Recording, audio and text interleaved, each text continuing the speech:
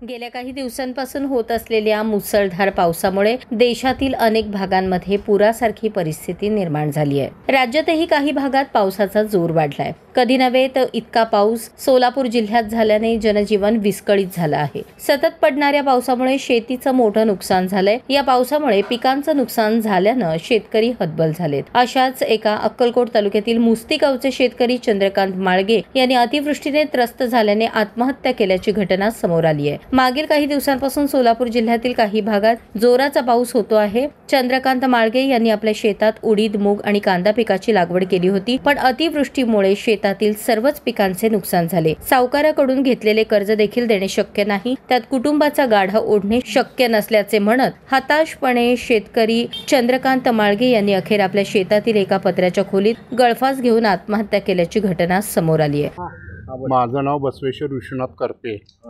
काल शेताला मुलगा जाऊन सोडला शेतात, परत संध्याकाळी घरी आला मुलगा।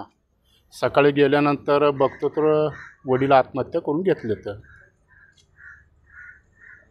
काय कारण आहे आत्महत्येचं? कारण म्हणजे शेतामध्ये पाणी उभारले ना, सोयाबीन, तूर, उडीदमध्ये कांदा, आणि लोकांचे 4 पैसे देणं आहे, 2.5 ते 3 लाख।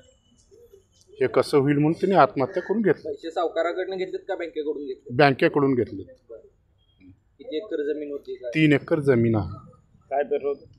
उडीद, सोयाबीन आणि मूग सगळं पाण्यात गेलं? पाण्यात गेलं। पंचनामे झाले?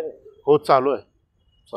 काय मागणी काय शासनानं काय आहे मदत करावी हीच अपेक्षा आमची। शेतात पाणी साचल्याने पिकाचे मोठे नुकसान झाल्याचे घटना घडतात तहसील कार्यालयाकडून शेताचा पंचनामा करण्याचे काम चालू करण्यात आले आहे। लवकरात लवकर पंचनाम्याचा अहवाल शासनाकडे सादर करून शेतकरी चंद्रकांत माळगे यांच्या कुटुंबाला आर्थिक मदत जाहीर करावी अशी मागणी करण्यात येत आहे।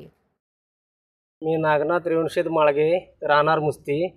आमचे चंद्रकांत गुरुपदप्पा माळगे काल सकाळी शेताला गेले होते, म्हणजे शेताकडे बघण्यासाठी गेल्यानंतर तिथं सगळीकडे पाणी दिसालं त्यांच्या वावरामध्ये। तिथं उडीद होतं, मूग होतं, परत कांदे होते। हे पिकाला बघून त्यांनी मानसिक त्रास करून घेतल्यावर मी संध्याकाळी आमचं भाऊ घरला आल्यानंतर पत्र्या शेडमध्ये एका वाशाला दोरी गुंडाळून आत्महत्या करून घेतली पाहिजे करून। शेतामध्ये उडीद आहे, तूर आहे, मूग आहे, कांदा आहे। अतिवृष्टी पाऊस लय भयानक झाले आमच्याकडे। पंचनामे झाला नाही? पंचनामा झालाय, पंचनामा चालू आहे अजून। लोकांचे 4 पैसे द्यायचे, ते उसण्यावर घेतलेले असते। ते उसने कोणाकडून 10-5 असं 2-2.5 लाख रुपये द्यायचे होते लोकांना। ते कसं द्यायचं आणि पुढचा संसार कसं चालवायचं म्हणून त्यांनी कंटाळून हे करून घेतली। किती मुलं होते? काय? त्यांना 1 मुलगा 1 मुलगी आहे। त्या मुलाला 2 मुलगी आणि 1 मुलगा आहे। ते टोटल 7 जणांचं कुटुंब आहे। काय मागणी आता? काय शासन काय तर मदत करावी